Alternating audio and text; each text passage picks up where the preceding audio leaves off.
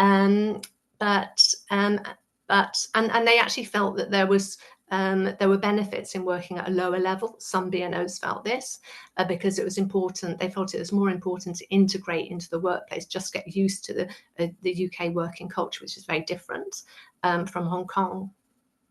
But many Hong Kongers were not given the chance to work within their own sector or occupation, but at a lower level. So what do we recommend? Lots of recommendations. So top of the list on recommendations is to have better access to mainstream services. The bespoke services for BNOs are not going to last forever. And really Job Centre Plus and National Career Service need to step up. And the Labour government has proposed to merge the two. And I think one of the ideas of that is that the service will provide more personalised information, advice and guidance. But if it's to do that, and if it's to meet the needs of migrants, then advisors do need to be trained on the needs of BNOs and of other groups. There does need to be faster processing, a recognition of qualifications, including bridging courses, clearer pathways. All of that needs to be conveyed to professional BNOs who want to practice their skills in the UK. And then we've suggested a whole range of measures around work, trials, placements, coaching and mentoring, so that BNOs and other migrants can be given a chance to try working in their area of expertise. And then better awareness of the BNO visa is needed. And that was one of the reasons for producing the employer guide. And then Labour government has set up Skills England, very much in its early stages, but we're proposing that it has a strategy on skills utilisation, including among migrants. And I think it's important to say that quite a few of the recommendations that we make don't really even just apply to migrants. There's widespread underskilling in the UK, and the measures that we've proposed can help address that more widely among the population. And then we've also made a series of recommendations around English language, which I mentioned was an issue of confidence for some Hong Kongers that we interviewed. And here we're proposing that the department, the MHCLG, continues the funding for courses allowing BNOs to access English language courses. Also, at the same time, that the 3-year wait for ESOL provision from the adult education budget is removed, alongside 3-year wait for other training courses. We're also recommending more provision at intermediate and higher levels. So much of ESOL provision is at a beginner level, and that doesn't meet the needs of many Hong Kongers who need higher level English. But they also want more conversation clubs, more help with colloquial English, and that particularly applies to people who are in work and who are finding the kind of day-to-day conversations difficult, but not the actual technical conversations around work. And for that, we're proposing that one measure would be online conversation clubs, both provision of that and awareness. So those are the recommendations, those are the main findings and recommendations around employment. And I'd like to hand over to Dori for cost of living findings.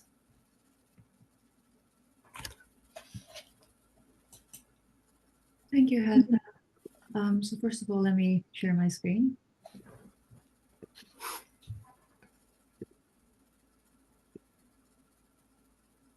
Okay, can I just check if you can hear me okay and see my screen okay?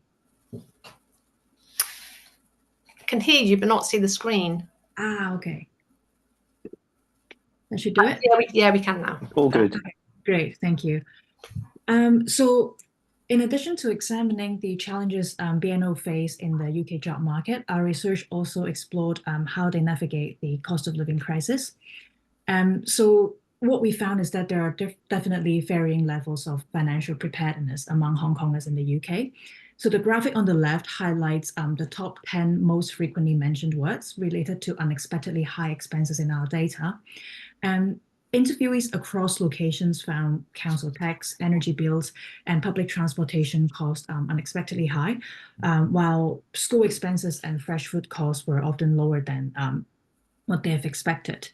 And while some interviewees were significantly impacted by the rising living cost, which we will look into later in the presentation, some interviewees felt less impacted due to the prior research and realistic expectation. And we think that really highlight the importance of being prepared and also having the expectation the right kind of expectations.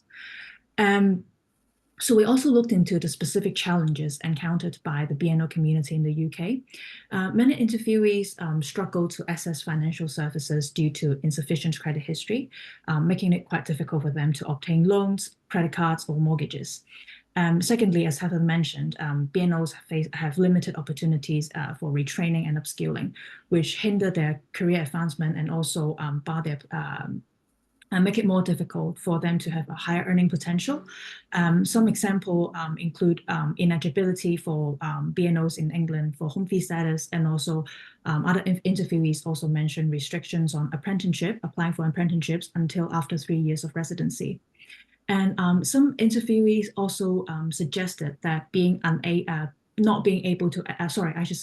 some interviewees suggested that being able to access their Hong Kong pension, that is the Mandatory Provident Fund, MPF, could be a significant help. Currently, they're not able to withdraw the pension from Hong Kong because the Hong Kong government does not recognize BNO visa as a reason for leaving Hong Kong permanently and for valid for early withdrawal of the pension. So in the previous slide, we looked at the specific challenges faced by the BNO community, and now I would like to talk a little bit more about the impact of rising living costs on Hong Kongers. Many families had detailed migration plan before coming to the UK, including budgeting for their initial period arriving in the UK, such as rent, their daily expenses, schooling expenses, when they should start finding a job. But unexpected high living costs did disrupt some of their plans. One interviewee shared that their initial goal was to make long-term investments for settling in the UK, such as buying a house or finding a job later after settling down. Instead, they now have to struggle to save up and need to dip into their savings just to have their bills paid. And others have had to adjust their plans by relocating to more affordable areas due to high rents in cities such as London. So it forces them to choose between affordable living and job opportunities in larger cities. And the stress of keeping up with all these rising costs, combined with all the new challenges that Hong Kongers face when settling in a new place, can be quite overwhelming. Some interviewees express that their mental health is affected by trying to keep up with high living costs. And it also means that instead of following their plans, such as finding a job that actually matches their skills or a job that they enjoy, they have to take any job available, even if it means setting aside their original career goals. One of the interviewees shared that the increased price pressure her to think that she should just find any job to make ends meet. And given the challenges that BNOs face in the UK job market, they often feel that they have very limited options. And as a result, some of the interviewees prioritize making ends meet over their original plans. And another significant issue is no recourse to public funds, conditions that a lot of Hong Kongers face here. So what we've found is that many interviewees have heard of NRPF, but they are not sure what it means and how it impacts the resources they can access and what lifting that condition entails. So many interviewees assume that NRPF comprehensively bar access to benefits and were unaware of the resources that they could access. And most interviewees were not aware that NRPF can be lifted, allowing access to public resources in certain circumstances. So when we shared more information about NRPF with the interviewees, most of them welcomed the safety net and recognized the need the need to have the safety net, but a lot of them still preferred to manage challenges independently. Despite a lot of welcoming groups clarifying that applying to lift NRPF would not affect permanent settlement prospects, a lot of them still worry that doing so might actually risk their citizen applications. So I think this quote here really captures a sentiment shared by a lot of interviewees. They think that if you are on a BNO visa, you will not have access to any public resources, and trying to access them can affect your citizenship application. And we think that this lack of awareness of the policy's boundaries has some unintentional consequence, and that is to deter some of the BNOs, some of Hong Kongers to seek help or access service that they're entitled to when needed. And in the last slide, I would like to share some of the recommendations on helping Hong Kongers navigate the cost of living crisis.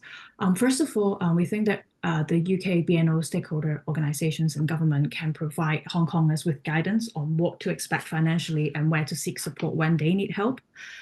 Secondly, we think that government should consider removing an RPF condition and providing clear guidance on permitted benefits. And if an RPF is to remain, we think that it is important to ensure that BNOs receive a clear guidance on the policy boundaries and on the eligible resources and on eligible and available resources and services.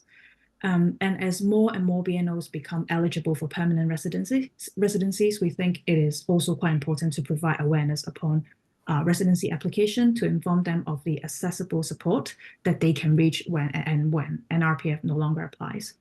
Lastly, our study also included testimony from individuals who face negative experiences when attempting to apply for lifting NRPF conditions or accessing services they are entitled to. We think it is crucial to enhance local government understanding of BNO visa policies to ensure smoother service provision and also to improve access for those in need. So this is the end of my presentation, and I look forward to the feedback in the Q&A session. And back to you, Steve. Thanks so much, Dory. If you could unshare your screen, that'd be brilliant. Thanks ever so much. Just to say to attendees, please do, if you think of questions that you'd like to ask our panel, do drop them into the Q&A, and then we'll get to them at the end of the session. I've also put links to the employer's guide and to the research in the Q&A as well, but we will circulate those after the event as well, so everyone can access them. But now I'm going to hand over to Jason, and what I'm really interested to hear from you, Jason, is how these findings sort of mirror what you've been hearing from Hong Kongers who've moved to Britain in your work for Hong Kongers in Britain. So over to you. Thank you. Thank you. My name is Jason Chao. I'm one of the directors of Hong Kongers in Britain, or HKB. It is a privilege to be here today to share some reflections on the invaluable report published by the Welcoming Committee for Hong Kongers. I would like to extend a heartfelt thanks to the Welcoming Committee for producing such a insightful and comprehensive analysis. Well, the findings resonate strongly with HKB's own research on full integration, which Hong Kongers in Britain published in July of this year. In our study, we examined factors influencing economic integration and find a link between the perception of overqualification and reverse migration. Put simply, the more someone feels overqualified for their job, the stronger the likelihood that they may consider returning to Hong Kong. Supporting Hong Kongers in finding employment that aligns with their qualifications is not just a matter of economic necessity. It is essential for fostering a lasting sense of belonging and commitment to their new homes. Another key area that the report addresses is language, specifically the need for support in colloquial English in the workplace. This is something that HKB is exploring in our discussions with ESOL teachers and through our interactions with the community. While there are resources and courses about business English, they often fall short of addressing the informal language that many Hong Kongers encounter in the workplace. We have identified a clear gap in language resources. The need for courses and resources that help Hong Kongers develop confidence in colloquial English, a skill that is deeply contextual and may be industry-specific. We believe this calls for an innovative solution, and will help us find a better solution, and it is something that Hong Kongers in Britain is exploring. A pressing challenge that remains is the future of funding for bespoke support for BNOs.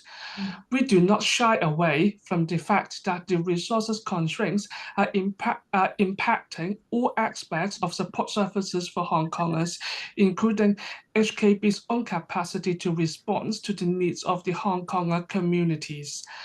HKB's team remains committed to serving Hong Kongers, notwithstanding the cessation of funding. However, the end of the year 3 of the BNO Welcome Program has resulted in significant reductions to the capacities of our colleagues. Almost all of our team members are working on a voluntary basis. At HKB, we are candid about these limitations, and we are actively seeking sustainable models to ensure that we can continue supporting Hong Kongers in areas such as upward mobility and professional development.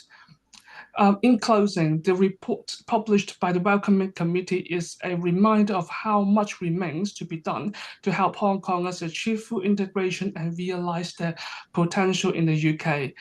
Let's continue this work with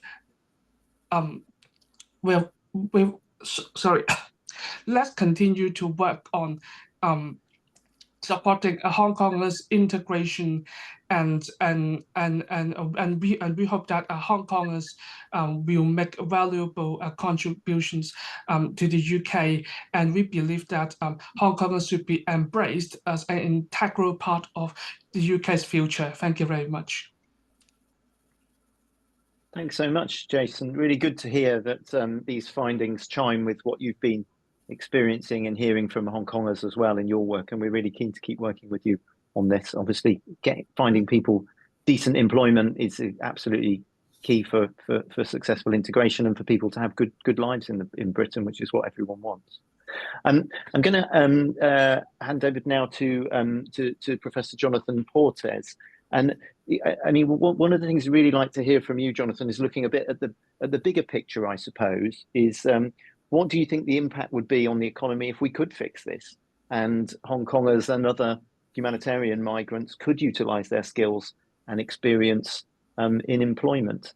And of course, any other reflections that you have on what we found here? I think stepping back from this, I would say that, first of all, that on the whole, this is broadly good news. It is, I think, not surprising that that people coming from a different country, different labor market, different culture will have difficulties in getting the jobs that suit their skills, qualifications, needs, preferences, both because of the sort of standard barriers that employers here have in terms of understanding and recognizing qualifications, in lack of networks and so on. This is something that happens, I think, with pretty much every refugee group, and that it should happen with Hong Kongers, I think, is no surprise. And on the whole, while these are certainly concerns that need to be addressed, on the whole, I think this reflects relatively positively both on the UK labour market and on the Hong Kong arrivals themselves. That on the whole, both people are trying to make this work, and by and large, it is working and will work better as time goes on. And the recommendations that have been set out in this, I think, are absolutely excellent and are exactly the sort of practical, relatively low cost, which of course is important in current circumstances, and not just for government, but also for employers, civil society, and more broadly, and I think are absolutely what's needed. One thing I would note is that while I would be astonished if there were not instances of racism and discrimination against individual Hong Kong arrivals, it's not a big theme that comes through. And that, again, I think reflects relatively positively on the UK, that on the whole, at least open. You do get obviously types of indirect discrimination, but the sort of overt discrimination that you might have worried about 30, 40, 50 years ago is much less of an issue here, and that also is promising. In terms of the long-term impacts, I think the sort of big picture that I would make here is that the number of humanitarian refugees coming to the UK, both through the Hong Kong route, the Ukraine route, and through irregular arrivals, is significant but not huge. It doesn't make it's not going to make a big macroeconomic difference in the short run. We're not going to solve our labor shortages by getting refugees into work, nor will we solve skill shortages by ensuring that overqualified Hong Kongers get the jobs that they are qualified for. It'll help, but it's not a big deal. I think what's far more important is sort of looking at this over the much longer term. It's not going to make a big difference to unemployment, employment, macroeconomic indicators over the short term. But if people are going to be here for 5, 10, 20, 30, 40 years, the rest of their lives, and I think in most cases we would expect that they would be, then how their labor market integration progresses does make a really big difference. And we know that there are very large costs and benefits that accrue over the longer term. So if we look at the experience of say, the East African Asians in the 1970s, again, there were not enough of them to make a big difference to the macroeconomic condition of the UK at any one time. But over 40 or 50 years, the fact that they have integrated relatively successfully is a big plus for the UK economy. The same applies to Hong Kongers and other humanitarian refugees now. And that means that we need to take a long-term review. We need to invest. Government, employers, civil society need to invest, because the return, the costs of getting things wrong and the returns on getting things right are very large when you add them up over people's lifetimes. And I think there is a pervasive short-termism, both about British economic and labour market policy making in general, but also about our attitudes towards refugees. And there is still a view, tacit or otherwise, among the media or that people who've come are probably will go back at some point. And history suggests that by and large that's not true, and it doesn't look, the early indications that we have, as other panelists have said, are that that's not true in the case of Hong Kong migrants. Maybe slightly more likely in the case of Ukrainian refugees, although sad for obvious and unfortunate reasons that we all know. Perhaps it's even considerably more likely than we might have thought 3 years ago that many Ukrainian refugees will also be in the UK for the very long term. Similarly for other refugee groups here, the largest single nationality you arrive through irregular routes and apply for asylum is still people coming from Afghanistan. And while we might hope that one day the Taliban will not be in power, I think we have every reason to expect that a substantial proportion of those people too are going to be in the UK for the very, very long term. So we should think about people not just in the short, what they cost us in the short term as refugees, although there are real costs, but over the medium to long term as being very likely to be future citizens, and workers and retirees and all the rest of it, who are here in very many cases for the rest of their lives, and their children as well. And that means that we should be investing in them, just as we think it natural that we invest in our own kids when we send them to primary school. People are going to be here for a while. We don't think of that just as a short-term cost. Although it is a short-term cost, we think, well, of course we want them to go to primary school because they're going to be here for the rest of their lives. I think trying to think about the sorts of things that are discussed in this report, that both the issues that people confront and the measures that we need to take to overcome them as long-term investments in the future of our economy and society is a sort of culture and paradigm shift that we as sort of policy makers and commentators need to make to get this right for the longer term. So I'll stop there, I think. Thank you. Thanks so much, Jonathan. Really interesting. I like the idea of thinking of people as long-term investments. I'm sure that will go down very well with Rachel Reeves at the moment as well. Heather and Dori, did you have any responses or reflections what you'd heard from our other panelists today?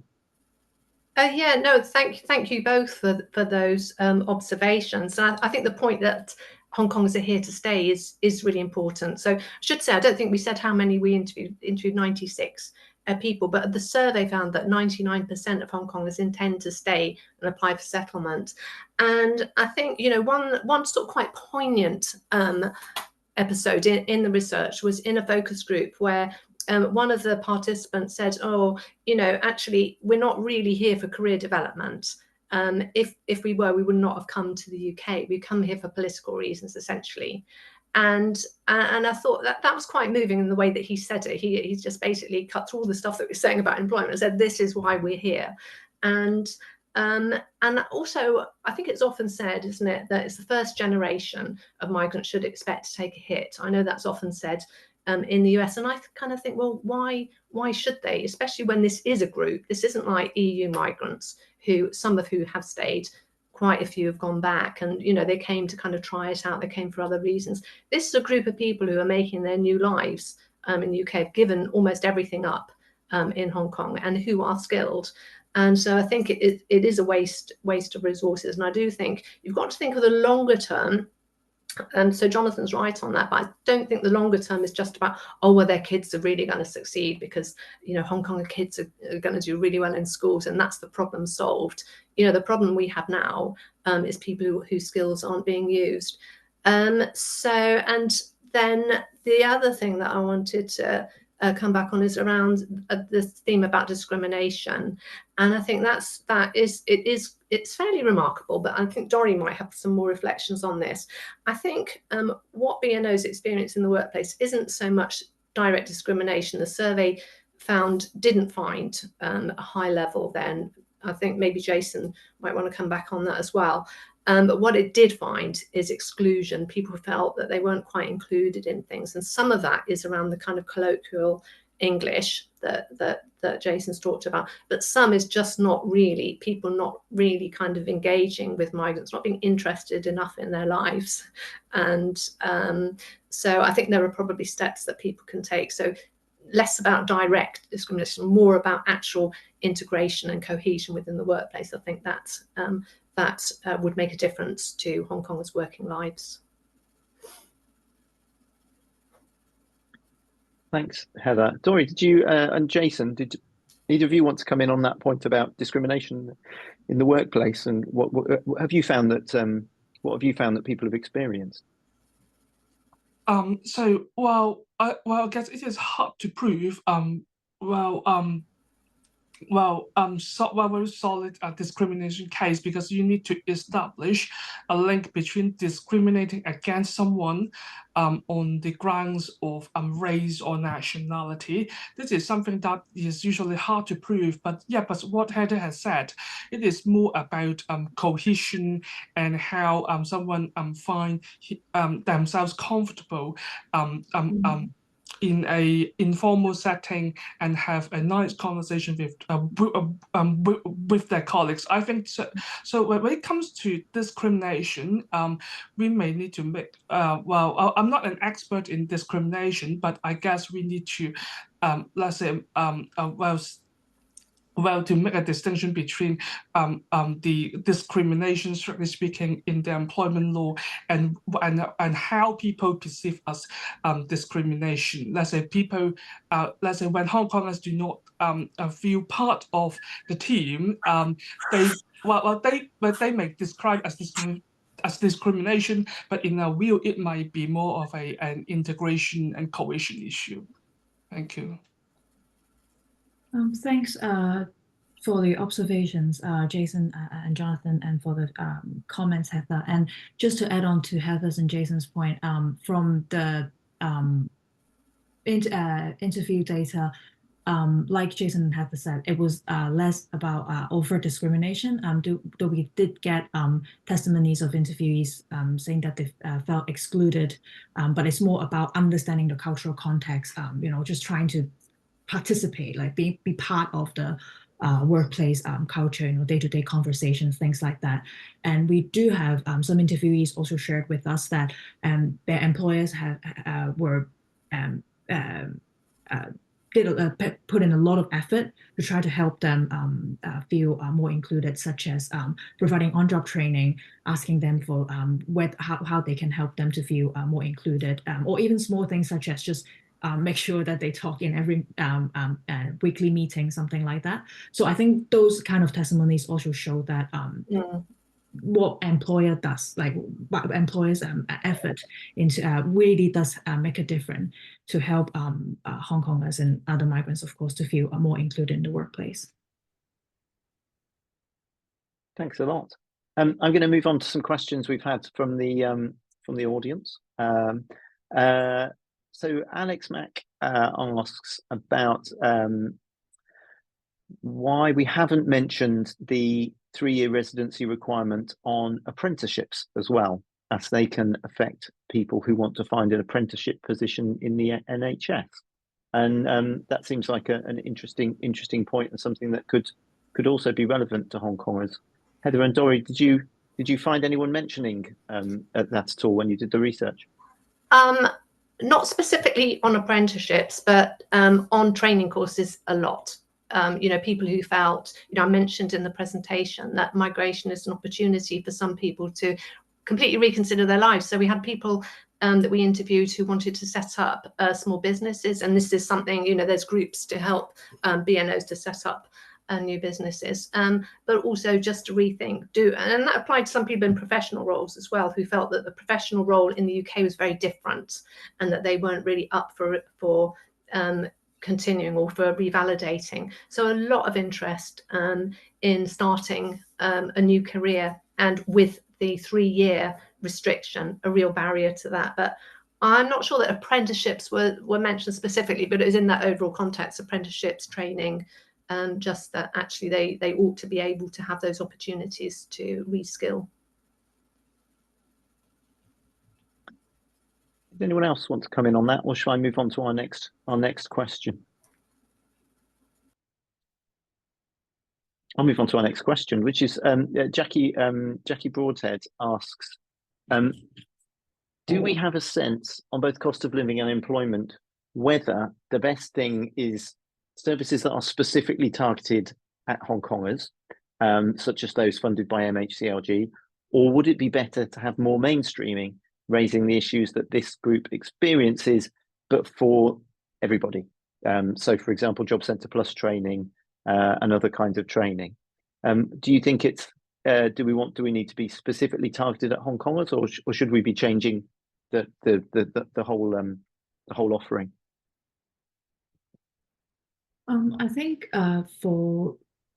I think like Jacqueline said in the comment, it's probably both, and this is also what we find in our research. And going back to the question about training courses and also apprenticeship, we did also get testimonies about not just only Hong Kongers being unsure whether or not they're eligible to apply for certain courses. Sometimes the course organizer, like people who run these courses, are not sure whether Hong Kongers can apply, can enroll in their courses, or what types of service they're eligible for. So I think it is definitely important for at the local government level, and also for service providers as well, in mainstream services, to increase their awareness of BNO visas. Just one quick point to add to the support by Job Centre Plus. Yes, well, to the question, yeah, I think it's both.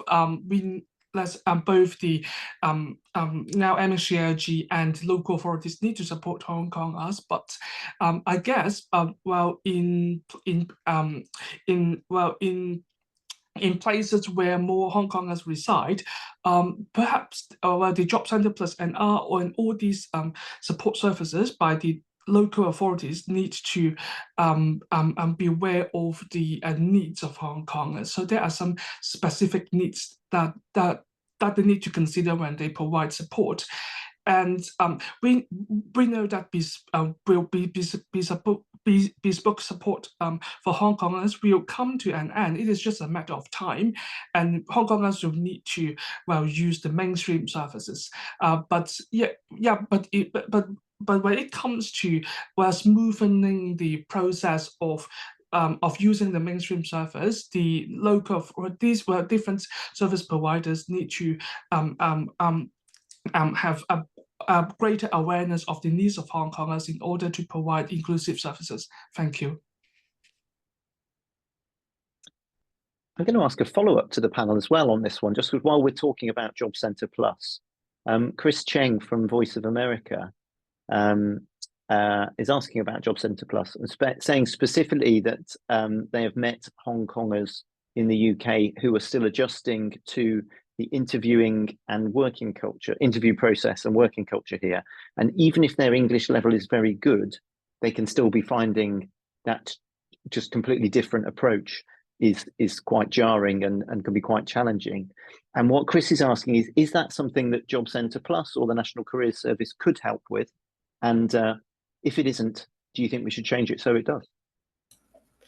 Yeah, I mean, I've got views on that. I mean, Jonathan and I have both done research, quite a lot of research on Job Centre Plus in the past. And I'd say if it's currently still like it was a few years ago, that Job Centre Plus certainly is not up for that kind of support.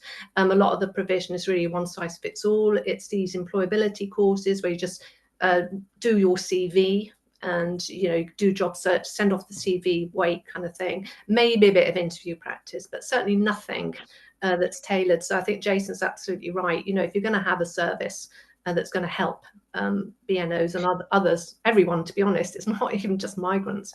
If you're going to have a proper service that's really going to help address underuse of skills, then the whole service needs to be reformed. And I think that is recognised in Labour's proposal to bring together Job Centre Plus and the National Careers Service into one service. You just hope that that's also not going to be a one size fits all, and it's going to be up for providing the kind of in-depth support that people need. And some of that is around, I mean, as Jason said, you know, training people, but it's also actually about recruiting migrants into those posts as well, who kind of understand the challenges and how a job fits in to somebody's overall plans and their new life in the UK, because it's very different, somebody who's settled here in the long term and somebody who's only arrived in the last 6 months, a year.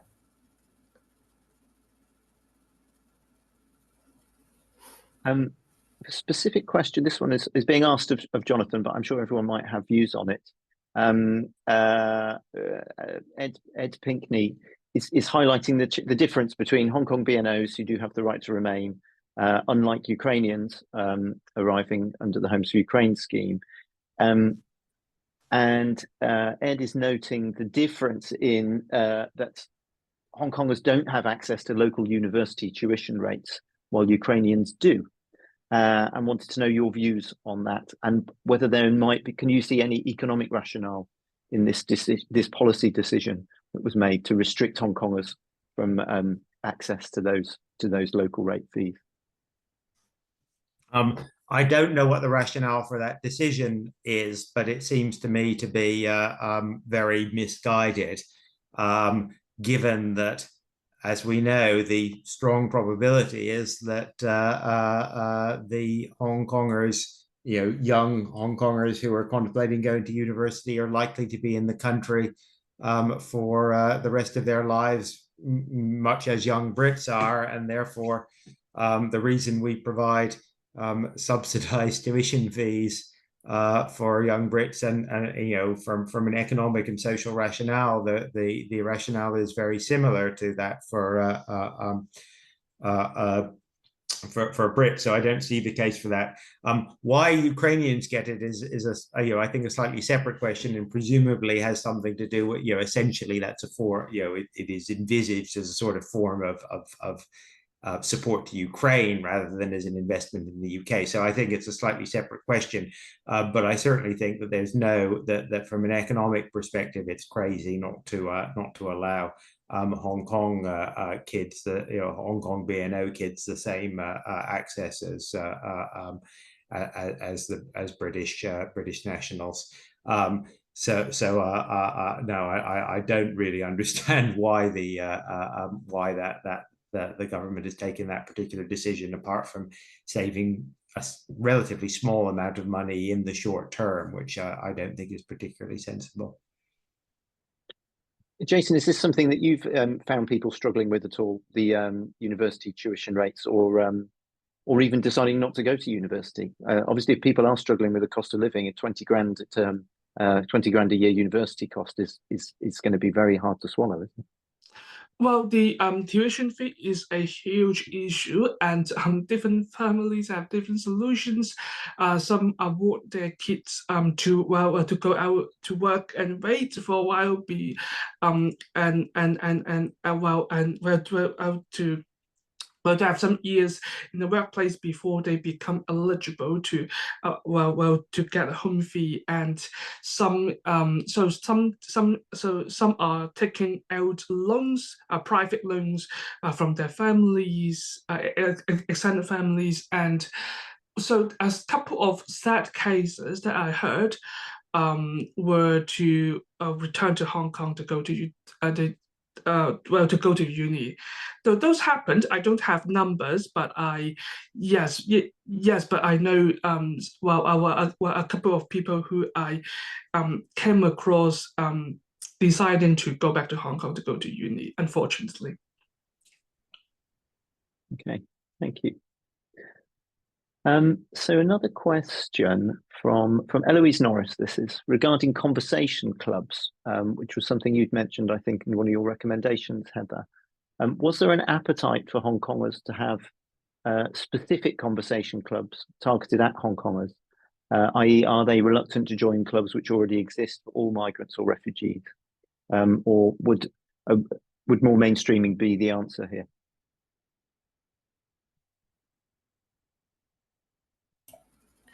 It's not something that we discussed in any detail. People said that they preferred that kind of style to just a taught class. No, there was no interest in, or there was no preference to have something that was BNO only. And I think, this is what we've shown both in this research and in the survey, that Hong Kongers are very keen to settle, integrate with people from all different backgrounds. So can't remember the proportion, but a fairly high proportion actually actively chose not to live in areas where there were a lot of other Hong Kongers. They felt that they wanted to live in areas where there was a mix of people, and they valued areas that were diverse as well, because then they felt they didn't stand out. People in the same position as them, there were people that they could meet and relate to. So I just think from those other findings, I would say that BNOs would like the opportunity within the conversation class to meet people from all different backgrounds in their communities. Thank you. I'm going to rattle through these questions because we've only got 5 minutes left, because people want to go off and have their sandwiches. This is a question from an anonymous attendee who said, it's hard to persuade UK employers sometimes to hire Hong Kongers, even though Hong Kongers are very professional and well educated. What are the reasons for that, and how can we change it? That's something that came up in the research a bit, isn't it, I think? Do you want to go first, Heather? Yeah, I mean, we haven't interviewed employers, except we've done some that's kind of round table type work with employers, and there I think it's just lack of awareness of the visa, and actually lack of awareness of Hong Konger and the fact that they were here. So I mean, I'm always astonished by that, because I think, how could people not know? But a lot of employers just aren't aware. And actually schools, we did research in schools as well, and I said to a senior teacher, oh, do the children know, why the children from Hong Kong are here? Because there were quite a lot of them in the school. And she said, oh, well, I don't know. Are the parents here for work? And I thought, well, there's just this lack of awareness. And I think employers are really risk averse, and they're quite worried about recruiting somebody, and then they're going to be found to be in breach of immigration rules. So that's one issue. And I also think the idea of too experienced or not enough experience, that Hong Kongers are falling between those stools. So I think there's some of those reasons. I think more work probably needs doing with employers about this, but I think the starting point is that just complete lack of awareness among a lot of employers about BNOs. Yeah, and I think the other thing is also about providing more support to people who have unconventional career paths, because a lot of the BNOs who come over are career switchers or returnees, or people who have taken a break and start again, or people who want to take part-time because of childcare duties. And a lot of that showed up in our interviews as well. People said like Heather said, people are willing to step a few grades down, but they just couldn't find the right way to understand how interviews work, or writing CVs, or even just going through the interview process in the UK work. So we think that kind of support specific to these groups of people is particularly important. I'm going to ask this next question to Jonathan, if I may. This comes from Chris Cheng again from Voice of America. Looking at the long terms, partly just because you mentioned East African Indian migrants, what lessons can we learn from their relative success in integrating and sort of building successful lives in the UK? And Chris asks, I believe Hong Kongers tend to seek help from fellow Hong Konger groups in their own areas because of shared language and trust. Could we do more to support these groups, and could the government help to further empower them? Is that the answer? And is there anything else we can learn from Ugandan Asians, for example, as to what helped them get along? I think the Ugandan Asians did gain quite a lot from community networks. And without, I would guess, a huge amount of direct government support, but certainly I think anything that policy can do to encourage and facilitate certain networks does have some long-term benefits. I think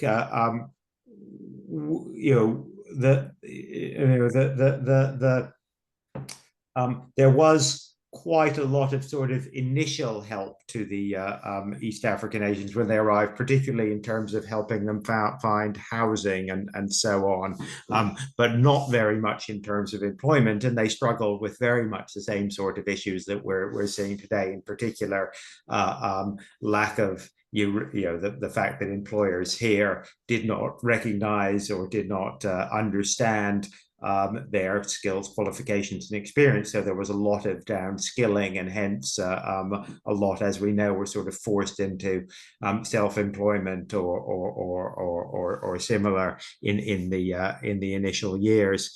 But I think in terms of sort of lessons, they are, as I say, I think that community networks trying to sort of raise awareness among employers that people do have skills and qualifications, and that they do have something to offer is probably broadly the message that comes through.